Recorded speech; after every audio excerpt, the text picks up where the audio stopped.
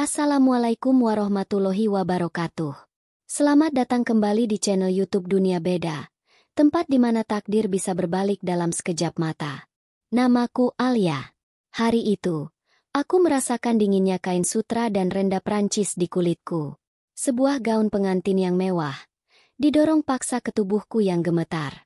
Gaun yang terasa asing, gaun yang seharusnya memeluk tubuh kakakku, kini justru terasa seperti sangkar yang menelan semua mimpi-mimpiku. Dari pantulan cermin yang buram oleh air mata panas, aku tidak melihat seorang pengantin, aku melihat seorang korban. Seorang pengganti. Bagaimana bisa gaun pengantin milik kakakku kini justru menjadi kain kafan bagi masa depanku? Namun sebelumnya, bagi yang beragama Islam saya sarankan untuk menuliskan sholawat Nabi Muhammad agar kelak sholawat ini menjadi saksi untuk mendapat syafaat di akhirat. Like dan subscribe ke channel ini sangat membantu menambah wawasan dan membantu kami membuat cerita baru yang menghibur. Kisah ini dimulai sehari sebelum bencana itu tiba. Udara sejuk khas kaki Gunung Cikuray di Garut pagi itu terasa sama sekali tidak menenangkan hatiku. Dari jendela dapur, aku bisa melihat hamparan kebun teh yang hijau dan damai, tapi di dalam rumah kami, suasananya jauh dari itu. Hari ini adalah H-1. Sehari sebelum kakakku, Rania, akan menikah dan menjadi bagian dari keluarga terpandang yang akan menyelamatkan nasib kami. Di ruang tengah, suara tawa dan decak kagum terdengar riuh. Kak Rania sedang berdiri di atas panggung kecil, mematut dirinya di depan cermin besar, mengenakan gaun pengantinnya. Gaun itu memang sebuah mahakarya. Berwarna putih gading, bertabur mutiara kecil yang berkilauan seperti embun pagi, dengan renda Prancis yang menjuntai anggun. Kak Rania, dengan wajahnya yang rupawan, terlihat sempurna. Ya Allah, cantiknya anak ibu. Suara ibu terdengar begitu tulus, penuh kebanggaan yang meluap-luap. Lihatlah pancaran auramu. Nak, benar-benar pantas bersanding dengan keluarga terhormat. Kamu lihat, Alia, KKU ini adalah anugerah terindah yang pernah Allah berikan pada keluarga kita. Aku hanya tersenyum tipis dari ambang pintu dapur, sambil membawa nampan berisi teh melati hangat. Aku melihatnya, Bu. Aku selalu melihatnya. Seumur hidupku, aku adalah penonton setia dari pertunjukan kesempurnaan Kak Rania. Aku adalah bayangan yang berjalan di belakangnya. Alia, panggil ibu lagi. Kali ini nadanya sedikit lebih tajam, tanpa menoleh padaku. Cepat bawa kemari tehnya. Jangan lambat. Nanti perancangnya keburu mau pulang. Jaga sikapmu. Jangan bikin malu. Iya, Bu. Jawabku pelan. Aku meletakkan nampan di atas meja dengan hati-hati. Tanganku sedikit gemetar, bukan karena berat, tapi karena tatapan tajam dari beberapa teman sosialita ibu. Tatapan mereka seolah mengulitiku hidup-hidup, membandingkan penampilanku yang sederhana dengan Kak Rania yang gemerlap. Aku hanya menunduk, merapikan cangkir-cangkir teh, dan bergegas kembali ke dapur, tempat di mana aku merasa tidak terlihat. Saat sedang mencuci piring, aku tak sengaja mendengar suara ayah dari ruang kerjanya. Pintunya sedikit terbuka. Suaranya terdengar berat dan tertekan, syarat akan keputusasaan.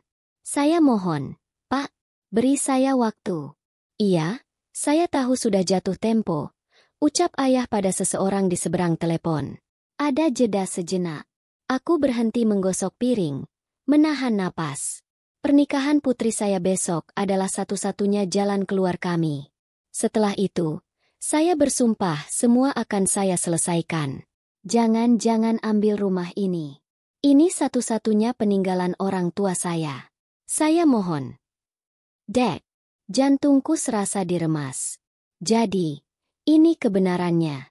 Semua senyum palsu, semua gaun mewah, semua pesta yang direncanakan hanyalah sebuah topeng untuk menutupi jurang kebangkrutan yang siap menelan kami. Pernikahan Kak Rania adalah sebuah transaksi. Kakakku sedang dijual secara halus demi menyelamatkan kehormatan keluarga. Rasa sesak yang luar biasa menghimpit dadaku. Malam harinya, rumah sudah sepi. Aku tidak bisa tidur. Sekitar tengah malam, aku mendengar suara pintu kamar Kak Rania terbuka pelan. Aku mengintip dari celah pintu kamarku. Kulihat Kak Rania, dengan langkah mengendap-endap, berjalan menuju pintu belakang. Dia tidak mengenakan piyama, tapi pakaian biasa seolah hendak bepergian. Rasa penasaran mengalahkan rasa takutku. Aku mengikutinya dari kejauhan. Kak Rania berjalan menyusuri jalan setapak di belakang rumah yang menuju ke sebuah saung tua di ujung desa. Di sana, di bawah cahaya rembulan yang redup, seorang pria sudah menunggunya. Pria itu bukan calon suaminya. Aku mengenalnya sekilas. Namanya Ardi, seorang seniman lukis lokal. Samar-samar, aku mendengar percakapan mereka yang tertahan oleh isak tangis Kak Rania. Aku tidak bisa. Ardi, aku tidak bisa menikah dengannya. Aku tidak mencintainya. Lirih Kak Rania. Suaranya bergetar hebat. Kalau begitu, pergi bersamaku, Rani. Balas Ardi sambil memegang kedua bahu kakakku. Tinggalkan semua ini. Kita mulai hidup baru. Hanya kita berdua. Aku mungkin tidak punya harta. Tapi aku punya cinta yang tulus untukmu. Kak Rania terdiam lama. Rembulan menjadi saksi bisu kegelisahan hatinya. Aku yang bersembunyi di balik rimbunnya pohon teh, ikut merasakan dilema yang menyiksanya. Tapi kemudian, aku melihatnya mengangguk pelan. Sebuah anggukan yang terasa seperti gempa bumi kecil yang mengguncang duniaku. Mereka berpelukan erat, sebelum akhirnya Ardi melepaskannya dan berkata, "Aku akan menunggumu di tempat biasa sebelum fajar. Datanglah, Rani. Aku akan membawamu pergi dari sini." Setelah Ardi pergi, Kak Rania masih berdiri mematung di sana, menatap kosong ke arah langit malam yang berbintang. Aku kembali ke kamarku dengan jantung berdebar kencang. Rahasia ini terasa begitu berat. Apa yang harus kulakukan? Haruskah aku memberitahu ayah dan ibu, dan menghancurkan cinta kakakku? Atau haruskah aku diam, dan membiarkan keluarga kami hancur lebur esok hari? Aku membaringkan tubuhku di ranjang, menatap langit-langit kamar yang gelap. Aku tidak tahu jawaban apa yang benar. Yang ku tahu, fajar esok hari akan membawa bencana. Aku tidak tidur semalaman. Mataku terus menatap langit-langit yang gelap, sementara pikiranku berkecamuk hebat. Setiap kali aku memejamkan mata, aku melihat wajah ayah yang putus asa, lalu berganti dengan wajah Kak Rania yang memohon pada kekasihnya. Keduanya terasa seperti beban yang menghimpit dadaku. Haruskah aku menjadi anak yang berbakti, atau menjadi adik yang setia? Kenapa aku harus memilih? Suara adzan subuh dari kejauhan menjadi penanda bahwa malam yang menyiksa ini telah berakhir. Tapi aku tahu, pagi yang datang akan jauh lebih mengerikan. Dari luar kamar, aku mulai mendengar kesibukan. Suara piring dan gelas yang disiapkan oleh tim catering. Suara orang-orang bercakap-cakap pelan. Dan tak lama kemudian, suara mobil berhenti di depan rumah. Tim perias pengantin sudah datang. Jantungku berdebar semakin kencang. Aku memutuskan untuk diam. Aku tidak sanggup menghancurkan harapan ayah dan ibu. Tapi aku juga tidak tega menghalangi Kak Rania mencari kebahagiaannya sendiri. Aku hanya bisa berdoa dalam hati. Semoga ada keajaiban.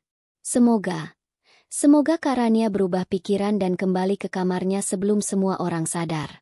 Sebuah harapan bodoh. Aku tahu. Alia, buka pintumu. Nak, suara ibu terdengar di depan pintu kamarku.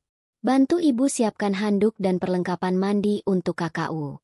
Periasnya sudah datang. Aku membuka pintu dengan lunglai. Wajah ibu terlihat lelah, tapi matanya berbinar penuh harap. Binar yang sama sekali tidak ingin kuhancurkan. Aku hanya mengangguk dan berjalan menuju kamar Kak Rania. Aku mengetuk pintunya pelan. "Kak Rania." Ibu menyuruhku menyiapkan handuk. Periasnya sudah datang. Hening. Tidak ada jawaban. Aku mencoba lagi. Lebih keras. "Kak?" Masih hening. Perasaan dingin mulai merayapi tulang punggungku. Aku membuka pintu kamarnya yang ternyata tidak dikunci. Pemandangan di dalamnya membuat napasku tercekat. Kamarnya rapi. Sangat rapi. Ranjangnya mulus seolah tak pernah ditiduri. Gaun pengantin tergantung anggun di dekat jendela. Sepasang sepatu hak tinggi berkilauan di bawahnya. Semuanya sempurna. Semuanya siap kecuali satu hal. Orangnya tidak ada. Pandanganku kemudian jatuh pada sebuah amplop putih yang tergeletak rapi di atas bantal. Jantungku serasa jatuh ke perut. Dengan tangan gemetar, aku mengambilnya. Amplop itu hanya bertuliskan, "Untuk ayah dan ibu." Aku tidak berani membukanya. Aku berlari keluar kamar, menyerahkan surat itu pada ibu yang sedang menunggu dengan cemas. "Bu, Kak Rania tidak ada di kamar. Hanya ada ini."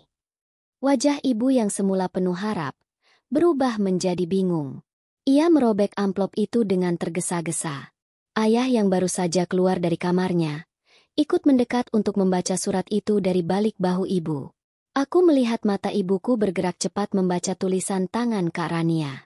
Semakin ke bawah, semakin pucat wajahnya. Tangannya yang memegang kertas mulai bergetar hebat. Lalu, kertas itu jatuh dari genggamannya. "Ayah, ibu, maaf. Rania tidak bisa melanjutkan pernikahan ini. Rania ingin mencari kebahagiaan Rania sendiri. Jangan cari Rania." Hening sejenak. Sangat hening. Hingga akhirnya, keheningan itu pecah oleh sebuah jeritan.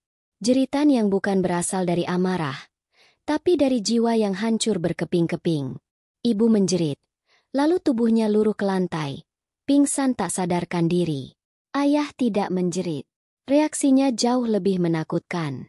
Wajahnya yang semula pucat pasi, kini berubah menjadi merah pada menahan amarah yang meluap. Urat-urat di lehernya menonjol.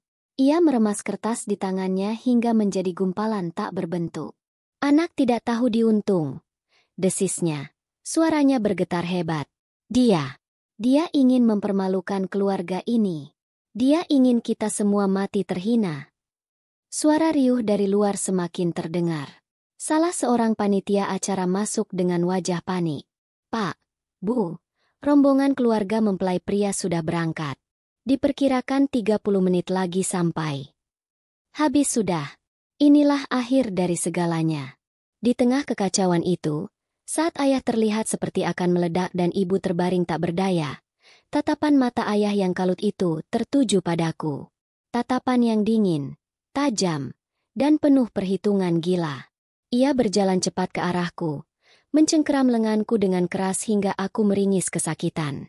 "Kamu," bisiknya. Suaranya serak dan menakutkan. "Kamu yang akan menggantikannya." Duniaku berhenti berputar. Aku menatap ayah dengan tidak percaya. Apa maksud ayah? Tidak mungkin. Yah, Alia tidak bisa." "Kamu harus bisa," bentak ayah tepat di depan wajahku. "Apa kamu mau melihat keluarga kita hancur? Dipermalukan di depan semua orang? Diusir dari rumah ini? Apa kamu mau melihat ibumu mati karena menanggung malu?" Aku menoleh pada ibu yang mulai siuman. Ia menangis terseduh-seduh sambil memegang kakiku. "Alia, tolong. Nak, demi ibu. Nak, hanya kamu satu-satunya harapan kita. Selamatkan kami. Nak, selamatkan nama baik keluarga kita." Tangisan ibu, bentakan ayah, suara para tamu yang mulai berdatangan semuanya bercampur menjadi satu, menghantamku dari segala arah. Aku terpojok. Dikorbankan. Tidak ada jalan keluar. Di antara isak tangisku sendiri, aku hanya bisa mengangguk pasrah. Sebuah anggukan yang merenggut seluruh masa depanku. Tanpa menunggu lebih lama, ayah dan beberapa bibiku menyeretku secara paksa ke dalam kamar pengantin yang kosong itu. Pintu ditutup keras. Gaun pengantin terkutuk itu diturunkan dari gantungannya. Mereka merobek pakaian rumahku dan mulai memakaikan gaun yang kebesaran itu ke tubuhku.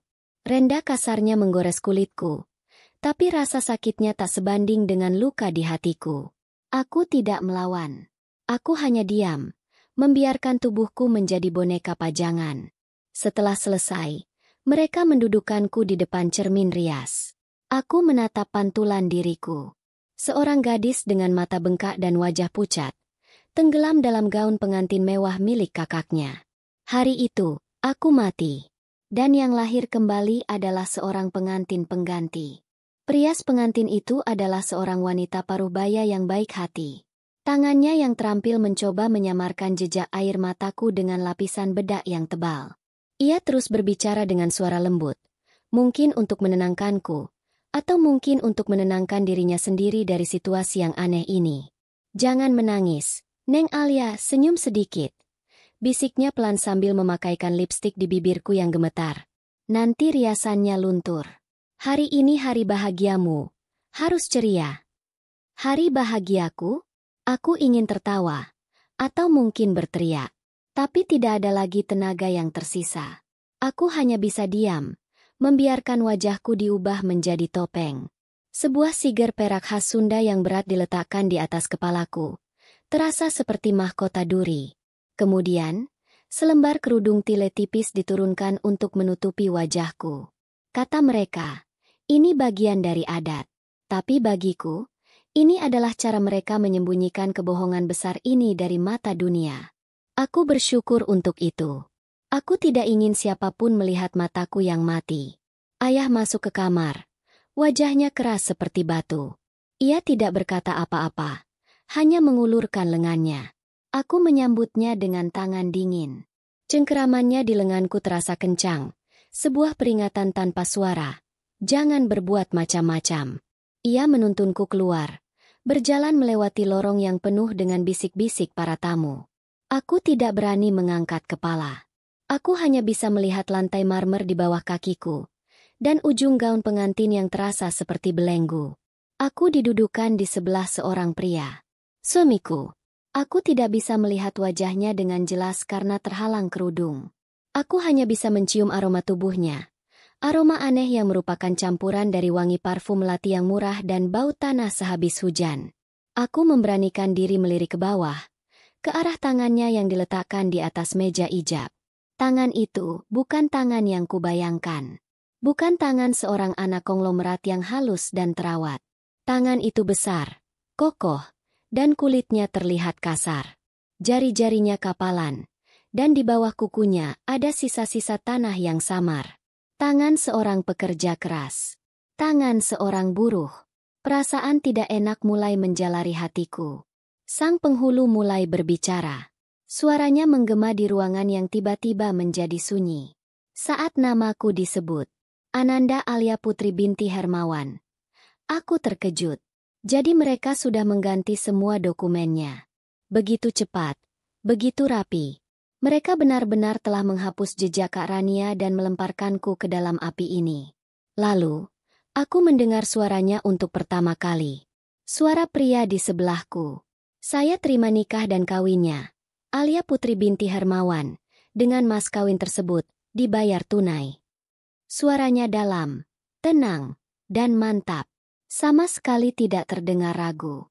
Entah kenapa, ketenangan dalam suaranya itu justru membuatku semakin takut. Saksi serempak berkata, sah. Diikuti dengan doa dan ucapan alhamdulillah dari para tamu. Resmi sudah. Aku kini adalah seorang istri. Istri dari pria asing bertangan kasar ini. Saat sesi foto singkat, aku memberanikan diri melirik ayah dan ibu. Mereka tersenyum kaku ke arah kamera. Tapi mata mereka tidak bisa berbohong. Mereka menatap suamiku dan beberapa orang yang sepertinya adalah keluarganya dengan tatapan bingung dan ngeri. Keluarga suamiku memang terlihat sangat sederhana. Pakaian mereka rapi, tapi bukan dari merek ternama. Tidak ada perhiasan yang berkilauan.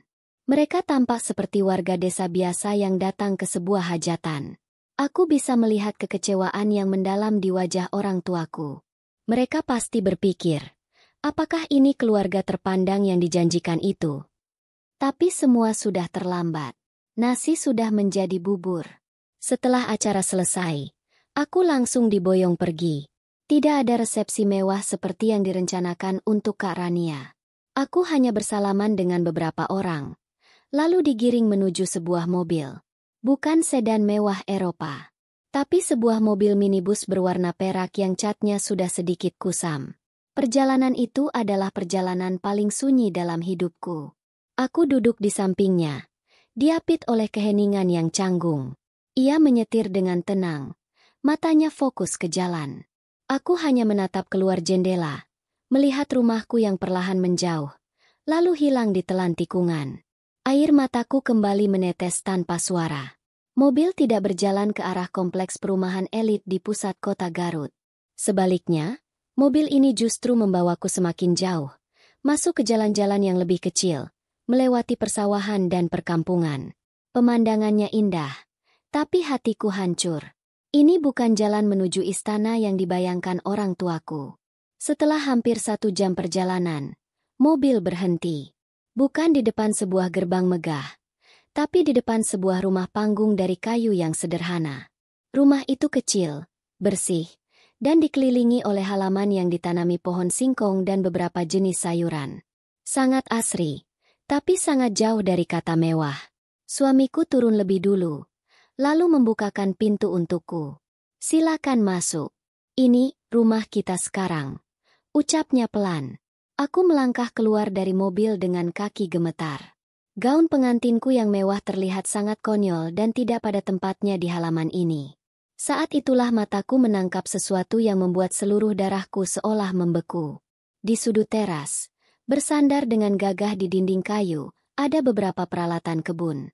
Sebuah arit, sebuah sekop, dan sebuah cangkul yang gagangnya terlihat aus karena sering digenggam, dengan sisa tanah yang masih menempel di ujungnya yang tajam. Kenyataan menghantamku seperti badai. Orang tuaku telah mengorbankanku, menukar masa depanku, bukan untuk seorang pangeran seperti dalam dongeng mereka, tapi untuk seorang pria, yang sepertinya benar-benar hanyalah seorang tukang cangkul. Pengorbananku terasa sia-sia. Aku berdiri mematung di sana, di ambang pintu rumah baruku, dengan perasaan hampa yang begitu dalam hingga aku merasa tidak akan pernah bisa merasakan apa-apa lagi. Aku masih berdiri mematung di ambang pintu, dengan gaun pengantin yang terasa konyol dan tatapan kosong.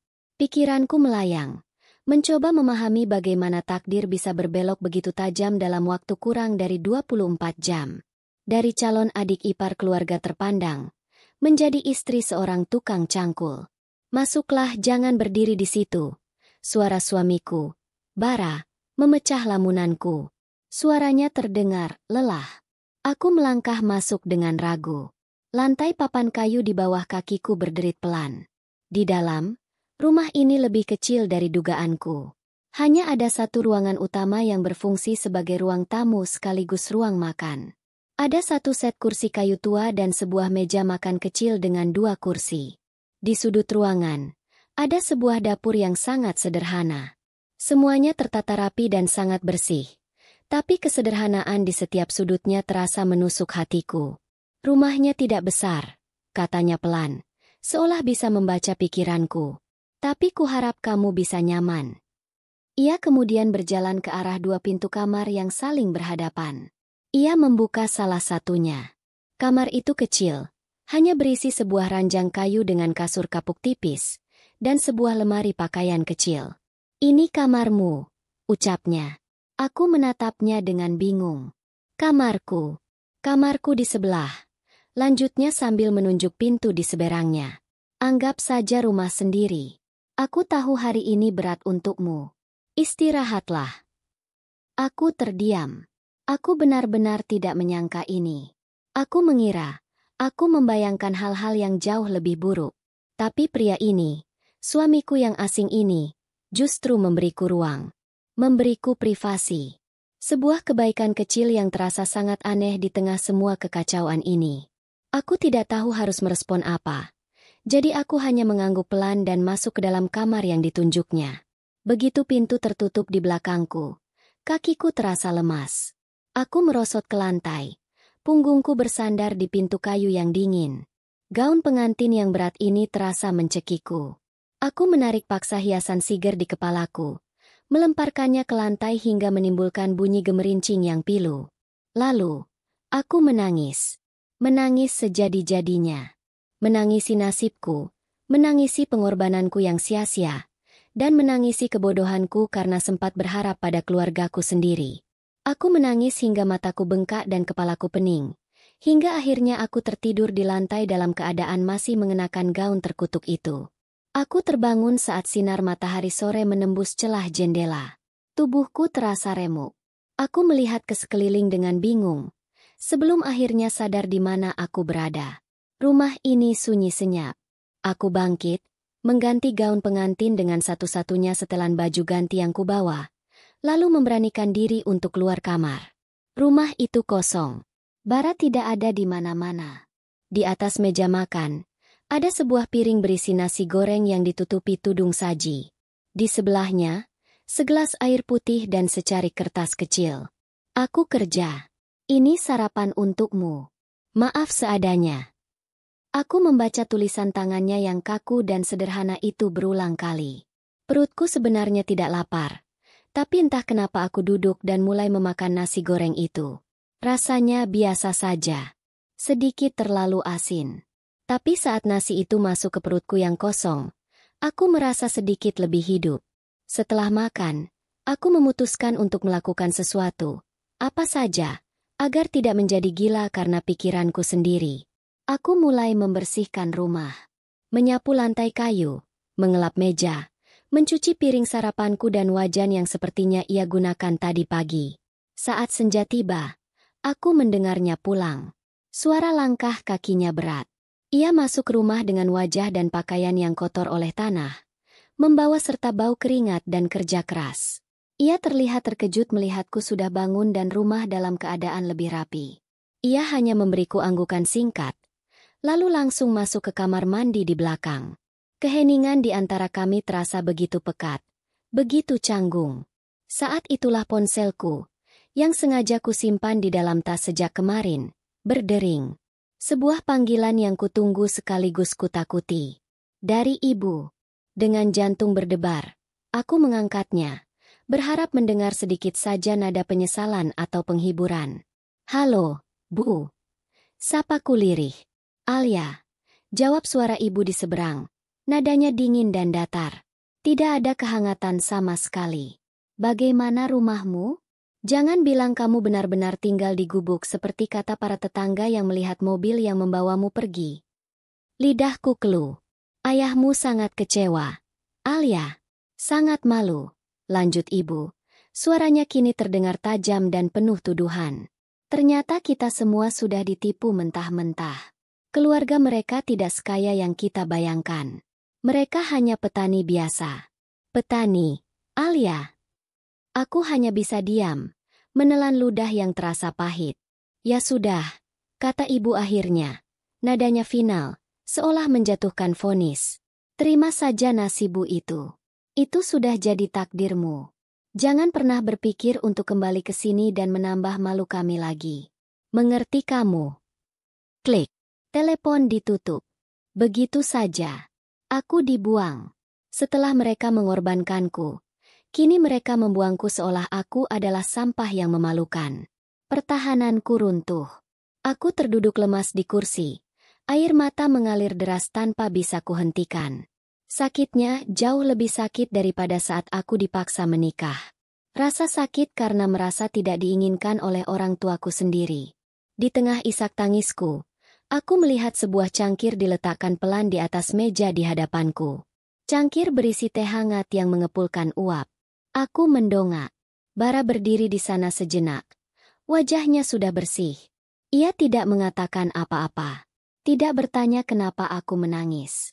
Ia hanya menatapku sekilas dengan tatapan yang sulit kuartikan, lalu berbalik dan berjalan menuju kamarnya, memberiku ruang untuk berduka. Aku menatap cangkir teh hangat itu. Sebuah kebaikan kecil yang sunyi dari pria asing yang kini menjadi suamiku. Sebuah kebaikan yang terasa jauh lebih tulus dibandingkan panggilan telepon 5 menit yang menghancurkan dari ibu kandungku sendiri. Malam itu, di tengah rumah kayu yang asing, aku merasa menjadi manusia paling kesepian di seluruh dunia. Aku menatap cangkir teh di hadapanku untuk waktu yang lama. Uapnya yang semula mengepul tebal, perlahan menipis. Di luar, suara jangkrik mulai terdengar, mengisi keheningan malam yang pekat. Akhirnya, aku mengangkat cangkir itu dengan kedua tangan dan meminumnya perlahan. Rasa manis dan hangat dari teh itu mengalir ke kerongkonganku, lalu menyebar ke seluruh tubuhku. Teh itu tidak bisa menyembuhkan luka di hatiku, tapi setidaknya kehangatannya mampu sedikit meredakan rasa bekuku. Malam itu, aku tidur tanpa menangis. Bukan karena aku bahagia, tapi karena aku sudah terlalu lelah untuk merasakan apa-apa. Hari-hari berikutnya berjalan dalam sebuah pola yang aneh dan sunyi. Aku akan terbangun saat fajar, dan Bara sudah tidak ada di rumah. Di atas meja makan, selalu tersedia sarapan sederhana untukku. Terkadang sepotong roti dengan selai, terkadang bubur kacang hijau, atau sisa nasi semalam yang ia goreng. Aku akan menghabiskan pagiku dengan membersihkan rumah yang memang sudah bersih, lalu berjalan-jalan di halaman belakang, menatap hamparan sawah hijau yang terbentang luas di kejauhan. Tidak ada yang menyuruhku. Tidak ada yang memarahiku jika aku hanya duduk melamun sepanjang hari. Kebebasan ini terasa aneh. Di rumah orang tuaku, aku selalu sibuk, selalu ada perintah yang harus dijalankan. Di sini, di tengah kesunyian ini, aku punya begitu banyak waktu, hingga aku tidak tahu harus berbuat apa dengan diriku sendiri. Bara akan pulang tepat saat matahari terbenam. Selalu seperti itu. Ia akan datang dengan pakaian kerjanya yang kotor, wajah lelah, dan diam 1000 bahasa. Ia akan membersihkan diri, lalu kami akan makan malam bersama di meja kayu kecil itu. Tidak ada percakapan. Hanya ada suara denting sendok dan piring yang sesekali beradu. Setelah makan, ia akan langsung masuk ke kamarnya, dan aku akan masuk ke kamarku. Begitu seterusnya. Setiap hari, rutinitas yang sunyi ini, entah bagaimana, mulai memberiku rasa aman yang ganjil. Di sini, tidak ada yang membandingkanku dengan Kak Rania. Tidak ada yang menuntutku untuk menjadi sempurna. Kehadiran Bara yang pendiam itu tidak mengancam. Ia ada, tapi seolah tidak ada. Ia memberiku ruang untuk bernapas, untuk memulihkan hatiku yang hancur, tanpa pernah bertanya atau menghakimi. Setelah sekitar 1 minggu hidup seperti itu, sebuah perasaan baru muncul di dalam diriku. Perasaan bosan. Aku bosan hanya menjadi penumpang pasif di dalam rumah ini.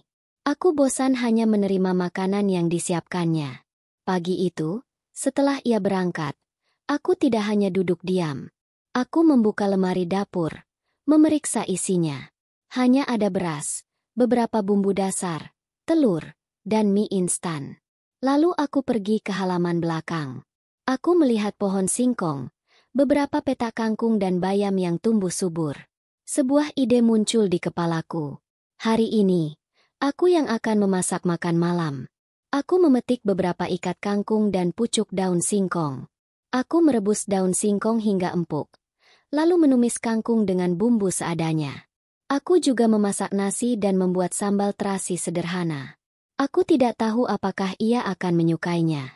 Aku bahkan tidak tahu apa makanan kesukaannya. Aku hanya ingin melakukan sesuatu. Saat ia pulang sore itu, ia tampak terkejut melihat meja makan sudah tertata rapi dengan lauk pauk yang masih hangat. Ia menatapku sejenak, tatapan yang masih sulit kubaca. Lalu ia mengangguk dan pergi untuk membersihkan diri. Makan malam itu terasa sedikit berbeda. Meskipun kami masih sama-sama diam, keheningannya terasa tidak secanggung biasanya. Aku memperhatikannya makan. Ia makan dengan lahap, menambah nasinya hingga 2 kali. Jantungku berdebar sedikit. Setelah piringnya bersih, ia meletakkan sendoknya dan menatap lurus ke arahku. Untuk pertama kalinya, matanya benar-benar menatap mataku. "Terima kasih," ucapnya. Suaranya masih dalam dan tenang. "Masakanmu enak." Hanya itu. 3 kata sederhana. Tapi bagiku, rasanya seperti sebuah pengakuan yang sudah lama tidak kudapatkan. Di rumah, masakanku adalah sebuah kewajiban. Tidak pernah ada yang memujinya secara khusus. Pujian singkat dan tulus dari pria asing ini, entah kenapa, terasa hangat di hatiku. Aku hanya bisa menunduk dan bergumam pelan. "Sama-sama." Kejadian kecil itu membuat rasa penasaranku terhadapnya semakin besar. Siapa sebenarnya pria ini? Ia bekerja sebagai tukang cangkul, tapi sikapnya begitu sopan dan menghargai. Ia tidak pernah mencoba menyentuhku, bahkan tidak sengaja. Ia memberiku kamar terpisah tanpa kuminta. Ia pendiam, tapi sepertinya ia memperhatikan hal-hal kecil.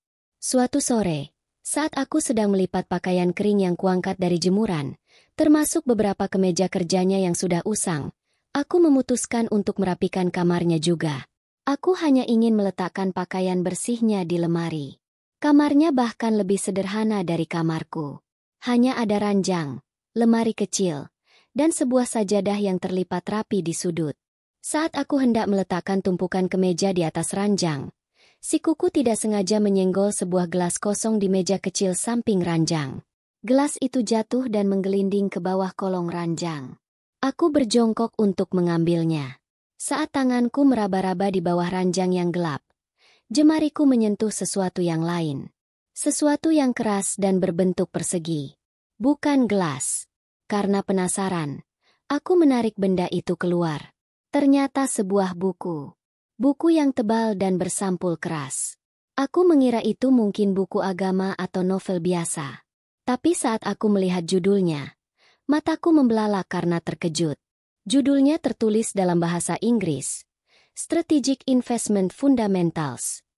Aku membuka buku itu dengan tangan gemetar. Isinya penuh dengan grafik, tabel, dan istilah-istilah ekonomi rumit yang bahkan aku tidak mengerti.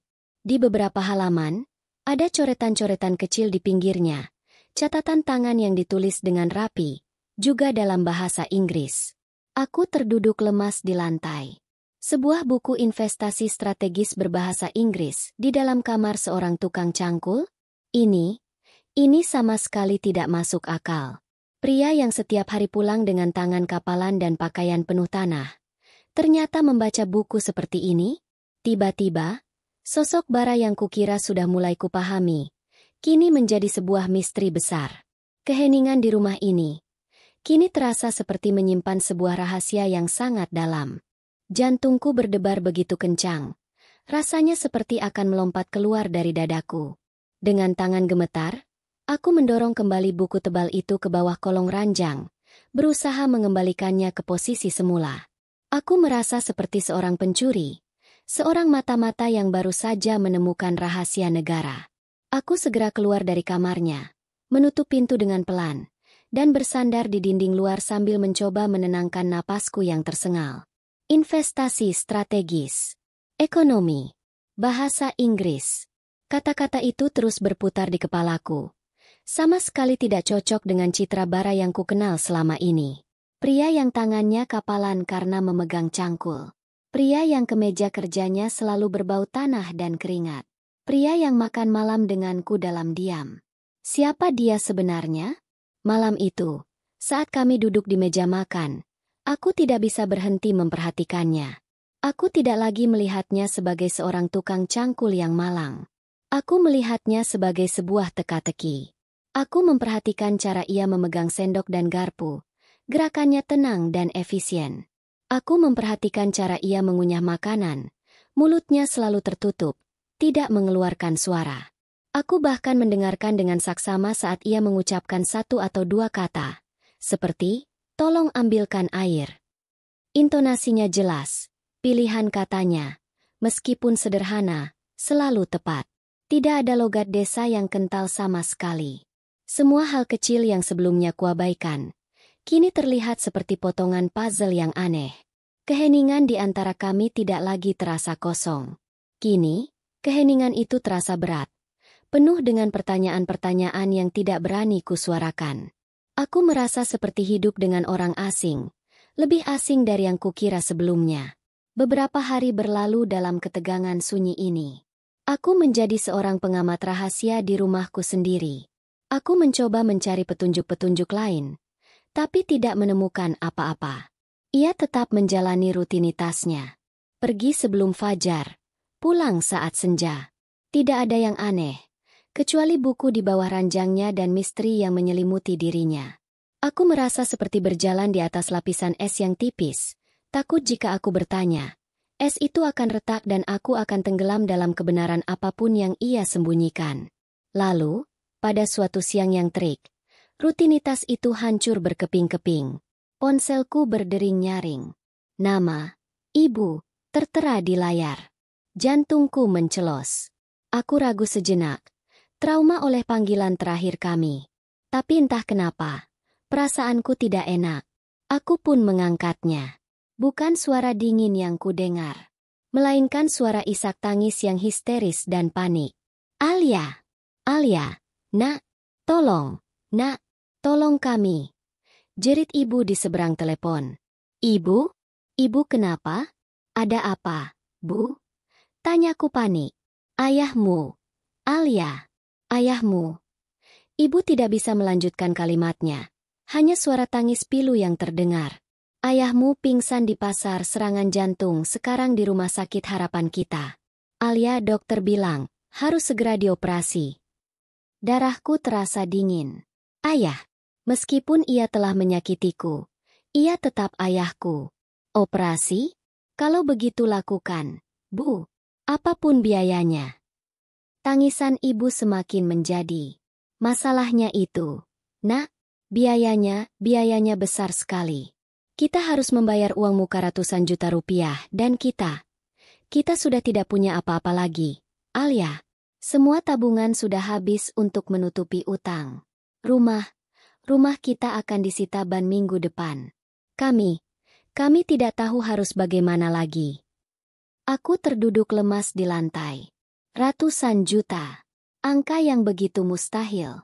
Keluargaku yang dulu terlihat begitu terpandang, ternyata sudah sehancur ini. Ibu sudah coba hubungi kerabat? Tanyaku dengan suara bergetar. Sudah, tidak ada yang mau membantu setelah mereka tahu kita bangkrut. Jawab ibu lirih, penuh keputusasaan. Alia, ibu tahu ibu salah. Ibu tahu kami sudah jahat padamu. Tapi ibu mohon, tolong ayahmu. Aku tidak tahu harus minta tolong pada siapa lagi. Panggilan itu berakhir dengan ibu yang terus menangis. Aku memegang ponsel dengan tangan hampa. Kemarahanku pada mereka seolah menguap, digantikan oleh rasa takut dan kasihan yang luar biasa. Ayahku sedang sekarat, dan aku tidak bisa berbuat apa-apa. Aku menangis, bukan lagi karena nasibku, tapi karena ketidakberdayaku. Aku tidak tahu sudah berapa lama aku menangis di lantai saat Bara pulang. Ia pasti melihatku dalam keadaan kacau balau, karena langkahnya terhenti di ambang pintu. Kamu kenapa? Tanyanya. Untuk pertama kali, aku mendengar nada khawatir yang jelas dalam suaranya. Pertanyaan singkat itu meruntuhkan semua pertahananku. Sambil menangis terseduh-seduh, aku menceritakan semuanya. Tentang telepon ibu. Tentang ayah yang masuk rumah sakit. Tentang serangan jantung. Tentang operasi. Dan tentang uang ratusan juta yang tidak mungkin kami miliki. Aku menumpahkan semua keputusasaanku padanya. Pada pria yang bahkan tidak kukenal namanya sepenuhnya. Setelah selesai, aku menatapnya dengan mata sembab. Siap untuk melihat tatapan kasihan atau mungkin tatapan cemooh. Bagaimana mungkin aku berharap bantuan dari seorang tukang cangkul? Ini konyol. Aku tidak tahu harus bagaimana lagi. Bisikku putus asa. Aku minta maaf sudah merepotkanmu dengan ceritaku. Aku sudah siap untuk bangkit dan menanggung beban ini sendiri. Tapi Bara tidak bergerak. Ia menatapku lekat-lekat. Ekspresinya bukan kasihan. Wajahnya menjadi serius. Matanya yang biasanya tenang kini terlihat tajam dan fokus. Tidak ada sedikit pun kepanikan di sana. Setelah hening beberapa saat, ia berbicara dengan suara yang tenang namun penuh otoritas. Suara yang belum pernah kudengar sebelumnya. Jangan khawatir, katanya. Sekarang, pergi basuh mukamu dan siapkan dirimu. Besok pagi, kita berangkat ke rumah sakit. Aku menatapnya bingung. Tapi, uangnya? Ia menatapku lurus. Tatapannya begitu mantap hingga membuatku merinding. Aku yang akan urus semuanya, katanya. Semua akan baik-baik saja. Ia mengatakannya bukan seperti sebuah harapan. Ia mengatakannya seperti sebuah kepastian. Sebuah janji. Aku terduduk diam, menatap punggungnya yang berjalan menuju kamar. Pria ini, yang baru saja berjanji akan menyediakan uang ratusan juta seolah itu bukan apa-apa. Sama sekali bukan seorang tukang cangkul. Jadi, siapa dia sebenarnya? Aku hampir tidak tidur sama sekali. Pikiranku dipenuhi oleh janji Bara yang mustahil dan wajah ayah yang terbaring sakit. Saat fajar menyingsing, aku keluar dari kamar dengan perasaan cemas yang memuncak. Bara sudah menungguku di ruang tengah. Tapi penampilannya berbeda. Ia tidak mengenakan kemeja kerjanya yang usang atau kaos lusuhnya. Hari ini, ia memakai kemeja polo berwarna biru tua yang bersih dan pas di badannya, serta celana katun berwarna kaki. Rambutnya disisir rapi. Ia masih terlihat sederhana, tapi entah kenapa, aura yang terpancar darinya terasa berbeda. Lebih berwibawa. "Ayo kita berangkat," katanya singkat. Aku mengikutinya keluar. Jantungku nyaris berhenti berdetak saat melihat apa yang terparkir di halaman. Mobil minibus butut itu hilang. Sebagai gantinya, ada sebuah mobil SUV hitam mengkilap yang bahkan aku tidak tahu mereknya apa. Mobil itu terlihat sangat mahal dan asing di halaman rumah kami yang sederhana. "Mobil siapa ini?" tanyaku dengan suara bergetar. "Pinjam punya teman," jawabnya datar. Seolah itu adalah hal paling wajar di dunia. Ia membukakan pintu untukku, sebuah gestur yang belum pernah ia lakukan sebelumnya. Perjalanan menuju rumah sakit harapan kita di pusat kota terasa seperti mimpi. Aku terus menatap keluar jendela, sementara pikiranku dipenuhi ribuan pertanyaan. Bara menyetir dengan tenang dan fokus. Keheningan di antara kami terasa begitu berat dan penuh penantian. Kami tiba di lobi rumah sakit yang megah dan ramai. Dari kejauhan, aku bisa melihat ibu. Ia sedang berdiri di depan meja administrasi. Wajahnya basah oleh air mata. Tangannya terkepal di depan dada. Ia terlihat sedang memohon, nyaris mengemis, pada petugas rumah sakit yang menatapnya dengan ekspresi kasihan namun tegas. "Maaf sekali, Bu. Tanpa pembayaran deposit, kami benar-benar tidak bisa menjadwalkan tindakan operasi. Ini sudah prosedur," ucap petugas itu dengan sopan. Hati ibu pasti hancur berkeping-keping. Wanita yang seumur hidupnya selalu menjaga gengsi dan harga diri, kini harus memohon-mohon di depan umum. Hati aku pun ikut riris melihatnya. Saat itulah Bara bergerak. "Tunggu di sini," bisiknya padaku. Lalu ia berjalan lurus menuju kerumunan kecil di meja administrasi itu. Aku melihatnya berjalan dengan langkah mantap. Saat ia semakin dekat, petugas administrasi itu mengangkat wajahnya. Matanya yang semula terlihat bosan, tiba-tiba membelalak kaget. Ia seperti melihat hantu. Mulutnya terbuka. Ia mencoba mengatakan sesuatu tapi tidak ada suara yang keluar. Sebelum petugas itu sempat bereaksi, seorang pria parubaya berjas rapi tiba-tiba keluar dari sebuah ruangan dengan tergesa-gesa. Wajahnya panik. Itu adalah direktur utama rumah sakit. Aku pernah melihat fotonya di majalah. "Tuan Muda Bara," seru sang direktur dengan suara keras, membuat seisi lobi menoleh. "Maafkan kami, Tuan.